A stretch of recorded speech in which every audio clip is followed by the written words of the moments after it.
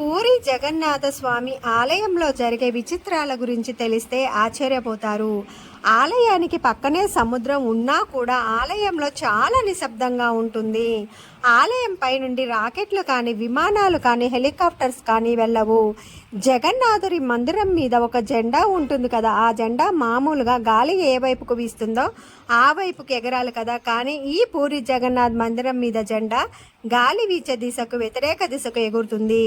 ఈ గుడి నీడ ఎటువైపుకు కూడా పడదు. గుడి లోపలికి వెళ్తే బయట నుండి ఒక్క శబ్దం కూడా వినపడదు. ఈ గుడిపై నుండి పక్షులు కూడా ఎగరవు. ఈ జగన్నాథునికి చేసే మహాప్రసాదంలో 7 కుండలు నిలువుగా ఒకదానిపై ఒకటి పెట్టి వండుతారు. ఇలా చేసినప్పుడు అన్నింటికంటే పైన ఉన్న కుండలో ప్రసాదమే ముందుగా తయారవుతుంది. అందుకే పూరి జగన్నాథ స్వామి మందిరాన్ని విచిత్ర మందిరం అంటారు. ఎంతైనా జగన్నాథ స్వామి మన అందరి చిన్ని కన్నయ్య కాదా, ఆయన చేసే విచిత్రాలన్నీ అలాగే ఉంటాయి.